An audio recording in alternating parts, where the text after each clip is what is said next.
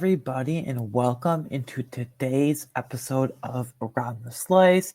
Now, if you were expecting an episode like I previously promised last Friday, a couple days ago on Friday, February 28th, I am sorry the last minute I had to switch around some things because one, I had a very busy late last week heading into the weekend, and two, very busy continuing on weekend. So now I had to bump some things, so we're just going to push back each episode a couple days. I'll explain my schedule for the next few days or so, week or so, give or take around there at the end of today's episode. But on today's episode of Around the Slice, we are going to dive into an offseason preview for the Miami Dolphins. Now, I know what you're saying. I understand that this show, Around the Slice, is 99.9% of the time a Buffalo Bills majority, a Buffalo Bills-centric podcast. But it's always a great thing, great resources, great everything to be aware of your rivals.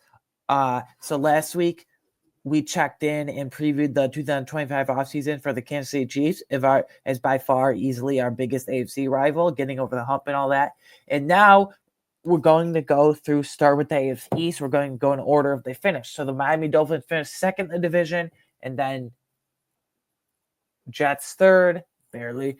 New England Patriots fourth, and then we'll head up right up into free agency. I'll give you the dates for those episodes at the end if you're wondering of today's episode. But without further ado, here is my non-biased official 2025 offseason preview for the Miami Dolphins, just so we can be familiar with their rivals from a Buffalo Bills perspective. So, first, we got to preface this with the most basic thing heading into 2025 free agency, heading into the offseason as a whole, really. How much cap space around? Again, these are just kind of like, these are exact now because the official spot track, the official cap space numbers have been handed down from the NFL. So this is official now. For the Kansas City Chiefs, we have to estimate, not anymore. The Miami Dolphins will have exactly $5.2 million in cap space. Now listen, that's not cap space hell. That's nowhere close to it really. Well, it's kind of close to even, close to zero. That's like just operating cash, 5.2 million. That's just to get by, but they don't want to just get by because they have, as we'll see in a minute here, a couple of minutes here, give or take, they have an absolute truckload of free agents. There's only two or three names that really quote unquote worry about losing, but there's a truckload of guys that like you need to bring back. So 5.2 million cap space exactly. Now, potential cap clearing moves. What moves can they make? They being the Miami Dolphins. What moves? Excuse me. My nose for a second. What moves can the Miami Dolphins make to create even more cap space? Because 5.2 million is not in the red. It's not really close to it, but it's just operating, get by funds, get by cash. So the Miami Dolphins, if you didn't know, last week they already made 3 cap saving moves and saved a decent bit of cap with it. They released corner Kendall Fuller, they released tight end Durham Smythe, and they released running back Raheem Mostert. All 3 of those guys aren't really, like, obviously, Mostert and Fuller are somewhat household names. No one really knows who Durham Smythe is. But I don't really care about him. But Fuller, he's 30 years old. Although it was a bit of a surprise they cut him, I understand why they did to save money, because in my opinion, both slot corner, and strong free safety as a whole, that whole secondary needs to get younger and cheaper and revamped, in my opinion. We'll touch on that. And then running back Raheem Mostert, there's just no need for him. He's always injured. You have Devon Achane. You have Savon Achman. You have Jalen Wright. You can draft another bruiser like Mostert if you need. There's no real need for Mostert. So those 3 moves, again, releasing Fuller, Smythe, and lastly, Raheem Mostert saved a decent bit of cap. I wish I probably should have prepared those numbers, but I didn't, going back all the way to last week. But they have like 8 or 9, give or take, more moves they can make, a handful more moves. First one, this is a big domino, if you will. Defensive end pass rusher Bradley Chubb. There's a lot of avenues the Dolphins can take here, and let me break it down with the exact numbers wise, if you will. Bradley Chubb has a 2025 cap hit next season of $28.6 million. For a number 2 pass rusher who didn't play a single snap for you this past year in 2024, because he was covering from a torn ACL. That's a huge number. Now, let me give you the path and the results that the Dolphins can take. If the Dolphins restructure, just do a base restructure, fully restructure Bradley Chubb's base contract, that would save $13.7 million in cap space. That's a significant improvement from the $28.6 million cap hit. Again, let me reiterate. Base restructure of Bradley Chubb's contract would save you $13.7 million in total cap space. That's what I would do. That's what I would do personally, because I wouldn't want to, especially considering Jalen Phillips' health as well. But seeing a trio of Jalen Phillips, Bradley Chubb, Chop Robinson all in the field together, I mean, that's pretty darn deadly. Like, that's unreal. Now, we have that, but I want to give you the quote-unquote emergency option for the Dolphins if just Bradley Chubb will never be the same again. They can save $1.2 million cap space with a trade. I'm telling you right now, no one's going to want to trade for that injury-prone, huge contract, stupidly huge contract, or cut. I don't think they trade him. I don't think they cut him. The most likely route here, in my opinion, is they do a base restructure. He's around for 1 year, and then he'll be gone. And then they save $13.7 million in cap space by doing that. So that's what I would do, because I would want to see, quote-unquote, the NASCAR package, if you will, of Chop Robinson, Jalen Phillips, and Bradley Chubb all in the field at the same time together. And that's just a nasty rotation, nasty starters, nasty rotation, give or take. That's just what I would do. But as always, I love to go in detail here on Around the Slice and give you all the options. Tyreek Hill. Now, I don't have much detail on this one. All I know is this cap hit, unfortunately, but this is a huge one. Tyreek Hill has a 2025 cap hit next season of $27.6 million cap hit. That is for his age. He's 30 years old now. For what he provided last year, it even had 1,000 yards. That's pretty darn huge. And I don't like after the season, he was absolutely really pissed off. He said, "I'm gone, bro. I'm gone." And then all of a sudden, a week or two later, he walks back his comments. "Oh, I was just frustrated. I think we were all just heat of the moment." And then he comes back with, like, the DM said he had to get wrist surgery, and Tyreek Hill with the whole police incident thing. He said he broke his wrist before that, but then it got worse when he got taken to the ground by police. I'm not here to discuss that can of worms. I'm just here to say that I think it's all BS and an excuse from Tyreek Hill. He lost. Oh, sorry, my arm was in my headphone wire. Back to the point I was saying. I'm trying to make the point that your speed doesn't disappear because you have a wrist injury. You might be able to catch as well or extend your arms as well because of a wrist injury or flip your hips or flip your wrist on top of route stems. But losing speed has nothing to do with a wrist injury, Tyreek. So my bold prediction this offseason is that the Dolphins, yes, they, in all caps, yes, they do indeed trade Tyreek Hill. And I'm not sure how much that would get off the books. The only information I have is Tyreek Hill's a cap hit of $27.6 million, and that's kind of ridiculous. 27.6, excuse me. So that's just my 2 cents in the whole Tyreek situation. That whole team is full of excuses. Not to get off topic here, but that's why Vic Fangio left the Dolphins. I know this is supposed to be biased, but this isn't supposed to be a bash session. But mini soapbox bash session here. Bash session here. It's hard to say. It's like a country club over there. They don't expect players to show up to practice on time. They don't care. Mike McDaniel's trying to be everyone's nerdy geek friend. I don't get it. It's like a country club. Practice. They don't care. They don't hold their players accountable. They can be late to meetings. They can sleep in meetings. They can be late to practice. They don't need to practice. Who cares? It's like a country club. They're all just having a grand old time over there. Horribly run organization, in my opinion. Now, Teron Armstead. This is interesting, but last week we did get a lot more clarity on this situation as I'll dive into here. Teron Armstead, cap hit of $22.8 million cap hit. That's a lot for a player that's always hurt, never practices, has declined quite a bit over the last 2 or 3 years when he's been the Dolphins, give or take. But here's the kicker here. Teron Armstead has the Dolphins save $4.2 million cap space saved with either a cut or a retirement. So last week, if you were not aware, quick synopsis here. Teron Armstead dropped his base salary to the vet minimum, which is like 1.25. I think it's around $1.5 million, 1.5, something around there, because it makes it much more feasible and much more flexible, if you will, for the Dolphins to lower the cap hit and move on from him. Whether they cut him or he flat out retires, it does sound like he's heavily leaning towards retirement. All reports indicate that, and I believe that. So they're going to save $4.25 million with that retirement. If he's presently changed his mind, they'll probably still cut him and save $4.25 million. Now, if you this is going to be a big number, gigantic number I'm going to give you guys. If you move on from all three of Tyreek Hill, Teron Armstead, and Bradley Chubb, which again, bold prediction, I think they do trade Bradley Chubb. Do trade Tyreek Hill. I think Bradley Chubb's back on that restructured 1-year deal, and I think Teron Armstead retires, or they cut him if he's presently changed his mind. Either way, let's just paint a picture. If you do move on from all three of Tyreek Hill, Bradley Chubb, and Teron Armstead, you would save around $100 million in cap space for 2026. So that's the kicker here. You wouldn't save all that money, boatload of money for 2025 this offseason in the very near future. If you move on from all three of Hill, Armstead, Chubb once again, you save around $100 million, give or take $100 million in 2026 offseason. So you really have a lot of decisions to make for the near future. Tyreek Hill's declining. Teron Armstead's probably going to retire. Do you want to keep Bradley Chubb around one more year just to see how he works with Jalen Phillips and Sharp Robinson, that quote-unquote NASCAR nasty package?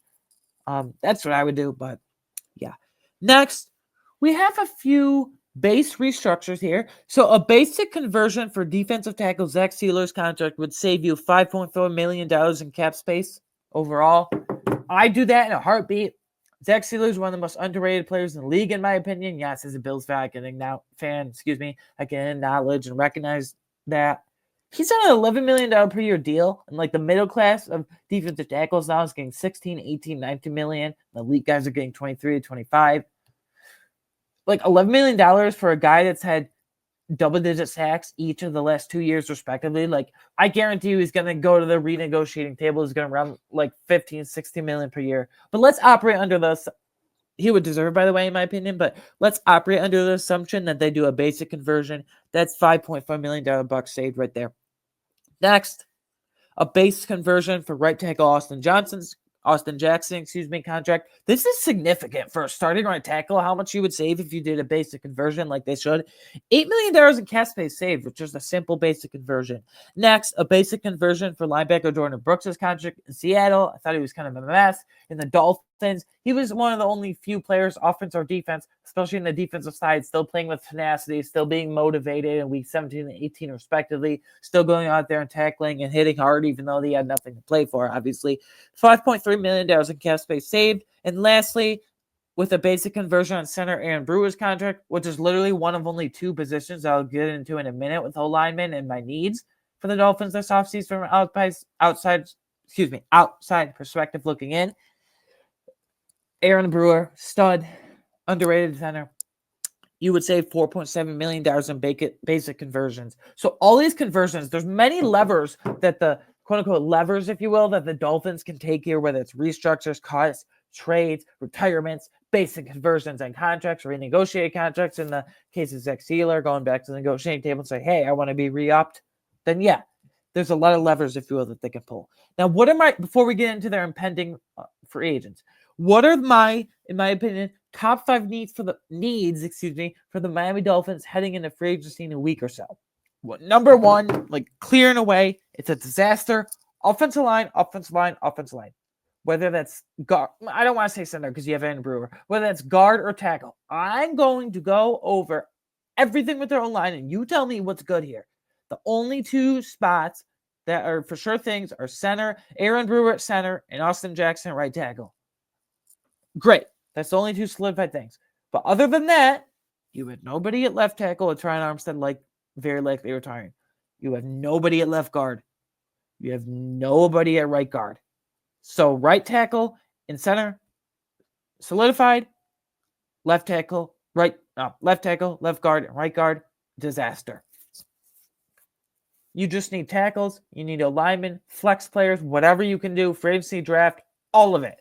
Because most, if not all of these like depth / potential starting O-linemen for you are free agents. We'll go over those in a few minutes towards the end as we get closer to the end of this episode. But like you got to revamp the whole thing other than Austin Jackson at right tackle and Aaron Brewer at center. So, O-line, number one. Number two, defensive tackle. I just talked about Zach Sealer.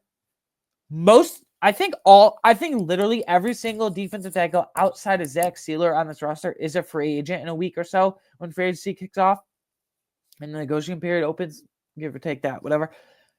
Zach Sealer, even with those guys, Benito Jones, Deshaun Hand, Calais Campbell, they're all free agents that we'll talk about, and it's putrid even with them. So, again, free agency splash, draft splash, whatever. Number three, cornerback. You release Kendall Fuller, boom. There's a hole right there. They did that last week. Cam Smith in 2 years has only been a special teams player. I think Kader Kohu is a fine enough slot corner and a disaster outside corner, excuse me. Or rather, I should say. You need some dudes on that cornerback room. These aren't the days of Xavier Howard and Kendall Fuller anymore. You need it younger and cheaper. I literally can't name a single corner on the roster. Kader Kohu, got a mouthful to say. Kader Kohu, an okay slot corner and kind of a disaster of an outside corner. Cam Smith, special teams only. What do they have at corner? Secondary as a whole, because I say secondary as a whole, my number four need, heading into the offseason and free agency in a week or so is safety. Jordan Poyer, disaster. Please don't bring him back. Javon Holland, it's not sounding good there, but we'll talk about it in a minute. This whole secondary corner and safety, slot corner, both sides, everything needs to be revamped. They haven't kind of get by older veteran guys in the case of Jordan Poyer and Kendall Fuller. They released Kendall Fuller. He's looking at something on the keyboard. The release of Kendall Fuller is just not looking good. In 5, wide receiver. This is kind of a sneaky need because my bold prediction of Tyreek Hill, and then you have Jalen Waddle and who else, and literally all your receivers outside Tyreek Hill and Jalen Waddle and Malik Washington, Taj Washington, who didn't really show much as rookies, but you need some actual, you've been looking for a big slot presence forever, and Braxton Berrios is just not going to happen. Stop screwing around with him. Now, impending free agents, there's only two, I think, total, we need to bring back. Other than that, you're like, if they walk, fine, we don't care. Tyrell Dotson, linebacker. We know him very well from his Bills days. I thought he was okay at best. He's 27 years old. Previous AAV was $4.3 million per year. He went through quite the journey. In March of 2024, he leaves the Bills and signed with the Seahawks to be their starting weak side linebacker. Okay. Right next to Jerome Baker. And then midway through the season, they cut Tyrell Dotson and trade Jerome Baker. And then Tyrell Dotson gets playing by the Dolphins. And surprisingly, he's a good special teamer, and he was a surprisingly really good fill-in player for them. So, his spot check salary projection is $5 million a year, and my prediction is he resigns. He played surprisingly really good for them down the stretch. Whether he is a starting linebacker next to Jordan Brooks or he's backing up Jordan Brooks, good thing about him is he can back up or start even at both weak side linebacker and middle linebacker more likely. So, yeah, I think he does resign. Emmanuel Ugba, defensive end. He just kind of floated around out there till the very last second when the Dolphins. I think the Dolphins signed him when Jalen Phillips tore his Achilles for the second year in a row. Just brutal. I'm a big fan of him, but yeah. Emmanuel Ugba is 31 years old. Previous AAV of $3.25 million. Spectric sale projection, NA, because he doesn't matter much. I'm 80 to 85% sure he'll retire at this point. He has no juice left in the tank. But if they want to bring him back for a veteran presence, and if Jalen Phillips and Bradley Chubb recoveries don't go as planned, I guess I could see them kind of screwing around with him again, saying, yeah, come on back. But for all intents and purposes, my official prediction is he goes somewhere else. And deeper than that, my official prediction is he retires at 31, going on 32 years old.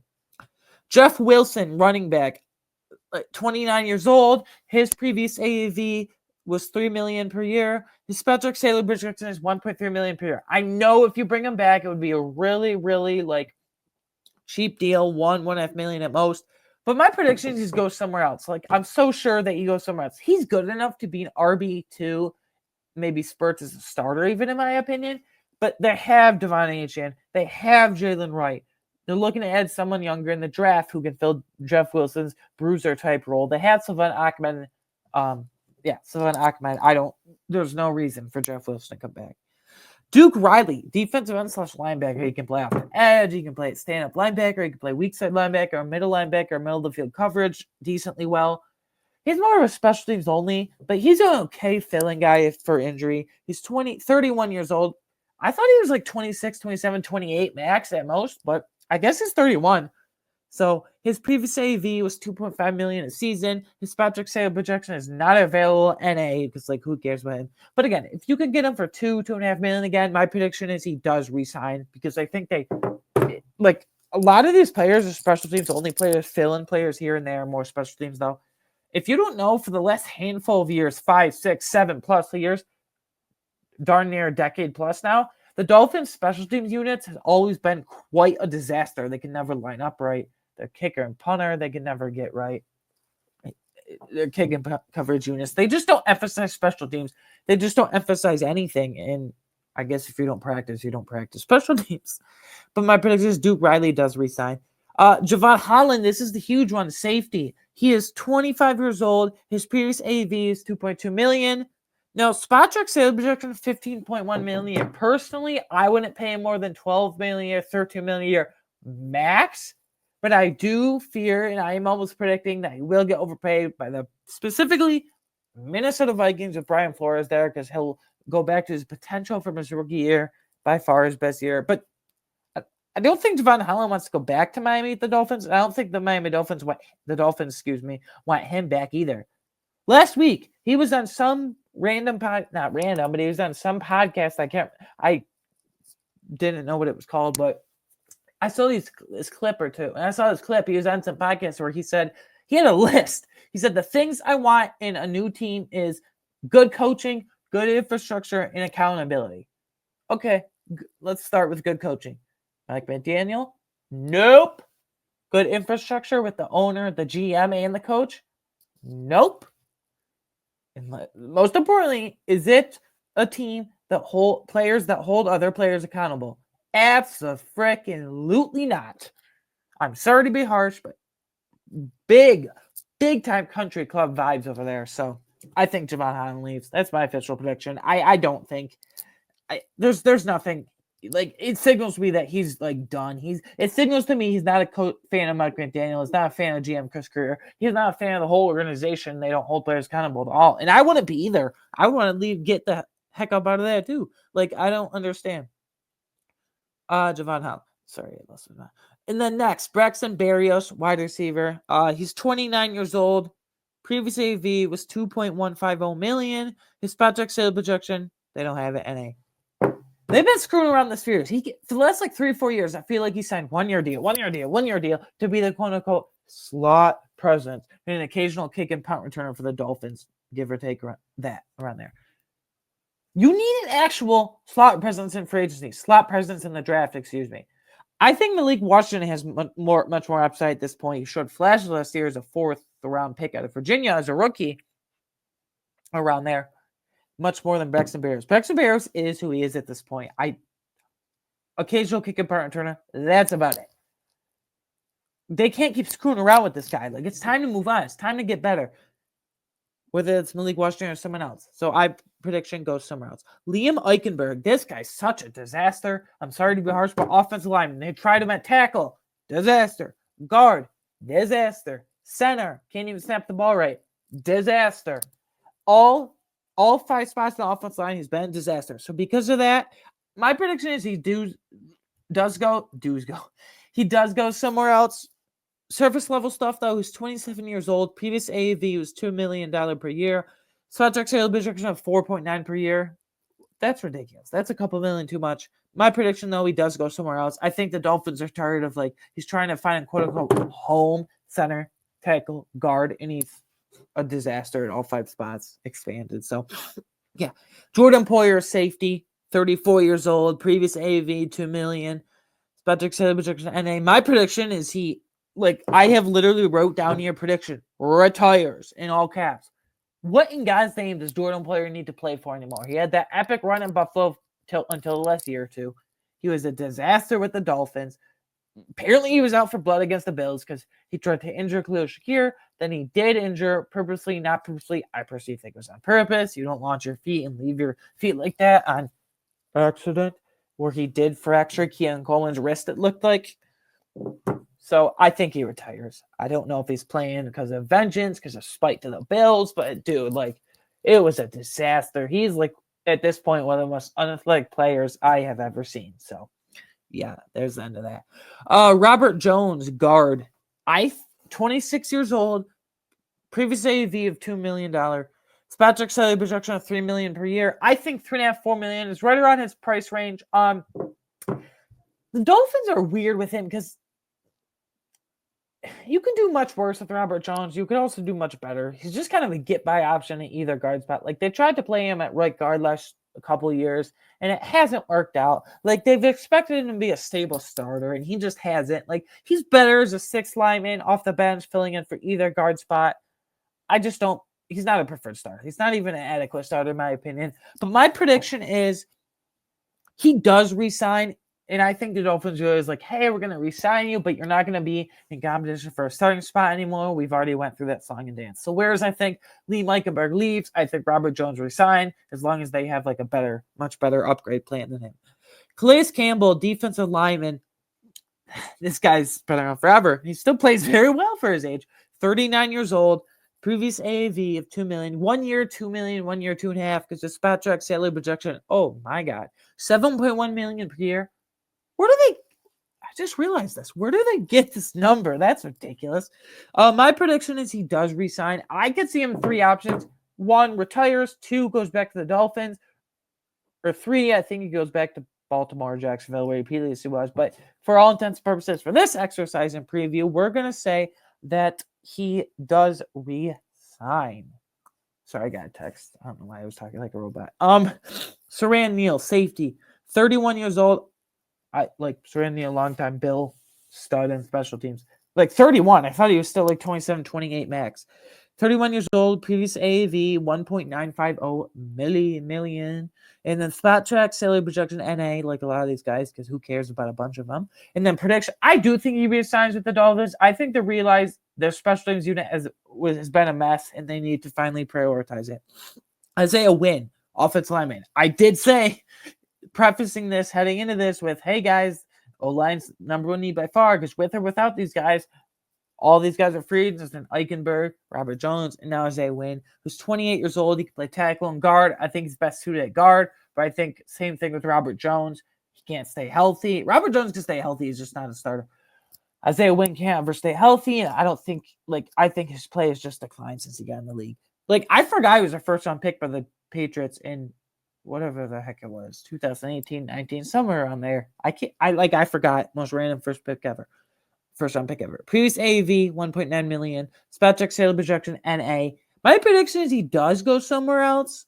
I just don't see like Robert Jones is fine. You bring him back, but these kind of tweener offensive linemen that are bad, no matter that can't stay healthy, like Isaiah Wynn, or aren't good whatsoever at any spot, even decent, respectively, like Liam Eichenberg, they can walk. Get the heck out of here. They can. Benito Jones, defensive tackle. I said I think literally, actually I know for a fact, literally every single defensive tackle on this Dolphins roster this offseason, a week or so, outside of Zach Sealer, is a free agent. Benito Jones, 27 years old. For some reason, I thought he was older than that, but previous AV of $1.8 million per year. Let's see here, of $1.8 million. Am I slouching a bit? I gotta fix my screen. $1.8 million per year.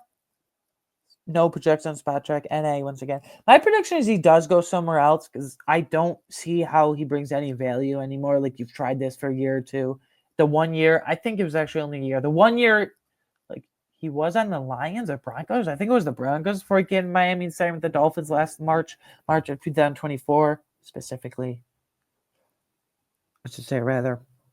But I think he walks and goes somewhere else. I think they realize we have to upgrade drastically and help out Zach Sealer. Elijah Campbell, safety, same boat as Saran Neal, 30 years old, previous AAV of 1.5 million, spot track, salary projection, NA. My prediction is he resigns. I think the Dolphins realize, that their special teams unit is a disaster, so they need to bring back both Elijah Campbell and Saran Neal, respectively, to keep that special teams quote-unquote glue together, along with Tyrell Dotson, if you will. Anthony Walker Jr., linebacker. They wanted this guy to be a starting linebacker, and then by the end of the year, it was Jordan Brooks and Tyrell Dotson, and because of that, I think he does walk. I think he's a decent enough special teams guy and a fill-in linebacker here and there, just not a full-time starter like they want him to be. He's 30 years old, previous AV of 1.5 million, Patrick salary projection, NA. Prediction, I already said, goes somewhere else. If they're going to re-sign Tyrell Dotson, Duke Riley for depth, really no reason to re-sign Anthony Walker. He was a preferred starter when they signed him. I think they wanted him to be. It just did not work out at all whatsoever. Next, Deshaun Hand, defensive lineman. He can line up sometimes in 3-4 and 4-3 schemes, whatever you want to call it. Whatever one they run. I'm not too familiar with the scheme of the Miami Dolphins, but being a Bills fan, but mostly in the interior defensive tackle. Hand is 29 years old. Deshaun Hand, that is. Previous AAV of $1.3 million. His Patrick salary projection, NA. My official prediction is I do think he resigns. I think they get rid of, let Benito Jones walk, and then resign Deshaun Hand as like a third or fourth rotational style defensive tackle. They got to upgrade that. I'll keep saying it, though. Cameron Brown, linebacker. Never even heard of the guy. 27 years old. Previous AAV, $1.3 million. Patrick salary projection, NA. My prediction is he resigns, I guess, for special teams purposes, competition. I have no clue who he is. River Craycraft, wide receiver, 30 years old, previous AAV, 1.2 million, Patrick salary projection, 1.2 million. Prediction, I think he goes somewhere else. The big, quote-unquote, appeal with the River Craycraft is he's a pseudo, jumbo tight end type. He can block his you-know-what off. Blocks his butt off. He blocks you-know-what off. And then tighter alignments. He can line up an inline tight end if you want him to. But I like Braxton Berrios and River Craycraft. You got to upgrade over these quote unquote depth receivers. They can't keep coming back on 1-year deals just to do nothing. So yeah. Jack McQuaid, long snapper. I think he comes back. It's a stupid long snapper. Who cares?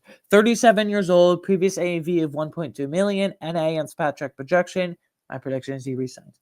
Tyus Bowser, defensive end. This is a guy that I've always had on my radar for the Bills the last 2 or 3 off seasons. I don't anymore because it's kind of concerning. He keeps bouncing around here and there, but I thought he could be more for the Dolphins, and he's just a healthy scratch and inactive, and they just didn't play him nearly as much or at all as they should have. 30 years old, previous AV of 1.125 million, Spectrex projection NA. I think he goes somewhere else, but he could fill a nice 4th or 5th style, really decent enough depth pass rusher for someone. The Dolphins just don't know how to use him at all. It seemingly as evidenced by last year. The 1 year he was there. Matt Dickerson, defensive tackle, just like Cameron Brown. Absolutely no clue who this is. 29 years old, previous AAV 1.125 million, spot track, NA projection, not available. My prediction, because I have no clue who he is, I literally have not heard of him once, ever in my life. He goes somewhere else. Tyler Huntley, quarterback. Obviously, it's with Tua's health concerns, with his concussions, with, kind of his slender size, his shorter height build, he gets injured more than you would like, so you need a decent to really good backup. 27 years old, previous AAV of 1.125 million. Spectrex projection is $2 million a year. That's what I'm thinking for Tyler Huntley. Sorry, I had a typo in my notes. I had to fix it real quick. Tyler Huntley, $2.5 million, somewhere on there. I do think it goes somewhere else, though, because I think the Dolphins are so disgusted by how he played it in Phil for Tua. I personally thought he was much better than the way he played. I think it's just the Dolphins and pressure and environment and the pressure to make the playoffs. So with Mike Bentano and Chris Greer. Next, Jack Stoll, tight end, 27 years old. Previous AAV of 1 million. NA spot track, salary projection. My prediction is he goes somewhere else. I do think the Dolphins realize, hey, Greer, McDaniel, the Dolphins realize, hey, we got to get better here. We cut Durham Smythe. I'm assuming the tight end room next year will be Jonnu Smith, Julian Hill, some other random veteran that they signed for training camp in a high end, relatively late day 2, early to mid day 3, probably early to mid day 3, more likely rookie. So they got to upgrade the tight end room outside of Jonathan Smith, and you don't accomplish that by bringing back Jack Stoll. So yeah, who do we have here?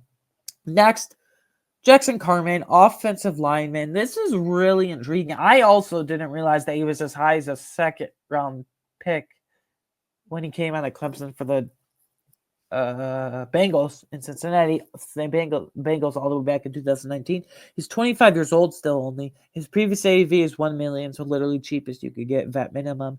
Patrick said, NA. My prediction is he goes somewhere else. I want them to bring him back just to see how he can work out wherever he plays, but I think he goes somewhere else that has more of a developmental curve. Like the Bills, if they can bring him as a 6th or 7th offensive lineman, I think Aaron Cromer would do wonders with him. Is this the last guy? Yeah, D. Eskridge, wide receiver, 28 years old, previous AV of $1 million, Patrick NA. My prediction is to go somewhere else. I'm sorry, but I'm wiping out the whole veteran wide receiver group. Braxton Berrios, D. Eskridge, River Crocap. Pack your bags, get your crap moving. You're all gone. You can't keep fooling around with these one-year deals. The guys that don't do anything. Younger, not so much cheaper because they're already pretty dirt cheap deals as it is, but younger and just more production, please. Here are a few restricted free agents that are likely back with the Dolphins in 2025. I think wide receiver Anthony Schwartz is back at 24 years old. Defense end / linebacker Quentin Bell for special teams purposes at 29 years old. Offensive tackle Keon Smith is a developmental tackle at 26 years old. This one's interesting. Corner Kader Kohu, 26 years old. He's okay, decent top corner. Outside corner is kind of a mess. You need to upgrade over him, but if you haven't, sure, if you can bring back Kader Kohu as a restricted free agent, likely he'll be back. Defense end / linebacker Cameron Goody. Yeah, Cameron Goody, 27 years old. And then wide receiver Grant DeBose, 24 years old. Literally this whole wide receiver room outside of Hill and Waddle. I just explained Berrios, Eskridge, and what the heck is his name? River Craycraft. That's how much they do nothing. You got to resend DeBose, bring someone back. Priority of free agents, I would bring back in 2025. 1, safety Javon Holland, and 2, linebacker Charles Dodson. After that, it's just a disgusting mess of who cares? Oh well. I'll go through it just for fun, I guess. 3, defensive line Calais Campbell for depth if he doesn't retire. 4, guard Robert Jones, never a preferred starter, but if they want to bring back for insurance policies with starting experience here and there, I guess that's fine. 5, defensive / linebacker Duke Riley is a high snap taker for special teams. 6, defensive end Manuel Ugba. Who knows if I'm pretty sure he retires, but who knows.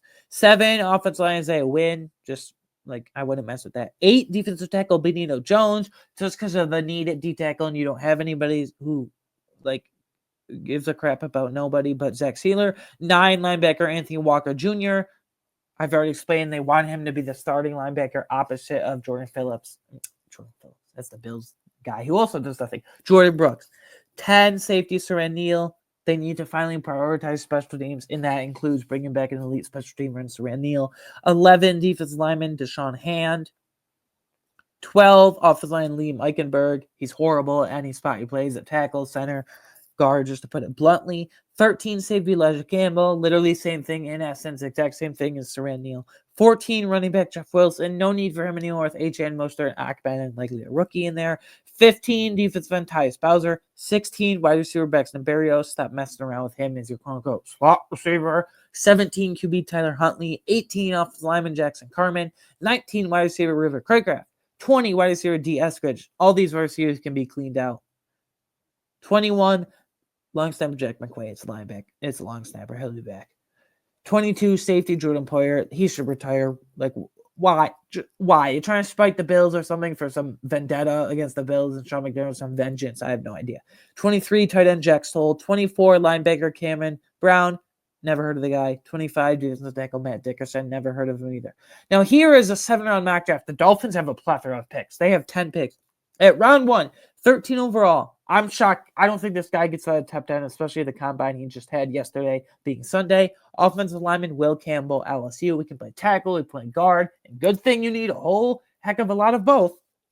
Round 2, pick 48 overall. After he ran the fastest 40 in the whole combine of a 4.28, mind you, it's an absolute steal. Corner Max Hairston. Corner Maxwell Hairston from Kentucky. He is a little bit more on the slender side, but he plays up to his weight class. Round 3, pick 98 overall. Defensive tackle Darius Alexander, Toledo, another absolute steal. He could go late round 1, probably more early to mid round 2, but damn, that's a steal. Round 4, pick 115 overall. Running back Ali Gordon, Oklahoma State. He had a really down year, but let's be honest, Mike Gundy's Oklahoma State Cowboys had a really awful year, all of them. So I'd draft Ali Gordon in the 4th round at 115 overall, just because you have the speed and elusiveness of Devon Achane and track speed with Jalen Wright. You want to upgrade over the Sylvan Achman role. There's Ali Gordon. You need a bruiser between the tackles guy after moving on from Raheem Mostert, and Ali Gordon can do that. Round 4, pick 135 overall. QB Dylan Gabriel, Oregon. You need a legit backup to replace Tyler Huntley, even upgrade over Tyler Huntley if you feel that way. Dylan Gabriel, everyone keeps saying, if he has a Tua-type career, he'll be good. Very similar size to Tua. Very comparable play style to Tua. Well, back up Tua and see what happens. So, Dylan Gabriel. Round 5, pick 151 overall. Guard Clay Webb, Jacksonville State. I heard at the combine yesterday, being Sunday once again, he was asked to stay later after practice with a handful of other guys to take center snaps. He wouldn't play center with the Dolphins with Aaron Brewer there, but if you can revamp your own line with Will Campbell and Clay Webb here in the later rounds, that's really, really impressive. And then round 5, pick 156 overall. This is just too good value to pass up. Corner Jacob Parrish, Kansas State, who ran a blazing 40 himself, overshadowed by guys like Maxwell Hairston and Darian Porter. But relative to his size, Jacob Parrish, a bet in the slender side, he's only 170 something, but in the round 5, this is too good value to pass up. This is 3 rounds of value right here. I think he goes mid to late round 2, and I don't think he gets out of round 2 at all. So this is awesome. And then round 7, pick 226 overall. Defensive tackle Aeneas Peebles, Virginia Tech. A bit of a disappointing season. He was talked about before the season as a potential 2nd or 3rd round pick. If you get him in the 7th round here, though, round 7, pick 233 overall. Wide receiver Elijah Badger. Florida, I probably should have went more heavier earlier with wide receiver, but I think Elijah Badger, is an underrated ball control guy, ball skills guy, deep, speedy downfield threat with awesome body control and awesome hands. Round 7, in big body too. Pick 2, which they need. Waddle and Hill are not big bodies. They need a possession style receiver. Enter Elijah Badger. Very last pick of the draft. Round 7, for them at least. Round 7, pick 252. Tight end Thomas Fidone from Nebraska. He ran a really fast 40 relative to a tight end size the other day for tight ends. So, anyways, guys, I probably should have attacked a single safety. I didn't take a single safety. I probably should have attacked tight end, especially wide receiver, earlier than Elijah Badger, but it is what it is. I really like this mock draft, full of steals, full of really great value for the Dolphins. Anyways, guys, I hope you enjoyed my non-bias. Take off my rose-colored glasses, if you will, for a minute. Take off my Bills bias, my non-biased 2025 offseason preview in a week or so for the Miami Dolphins. Here's the schedule coming up. Today's Monday, March 3rd. On Wednesday, March 5th, we'll preview the offseason just like today for the New York Jets. On Friday, March 7th, we'll preview the offseason for the New England Patriots. And then boom, man, we're right in free agency. My favorite time of the year. I love team building, so it's going to be awesome. Bunch of instant reaction pods, bunch of contract breakdown pods. It's just going to be glorious. Anyways, guys, you can follow me personally on Twitter at AWeingart13. This time of year, my Twitter is absolutely on fire.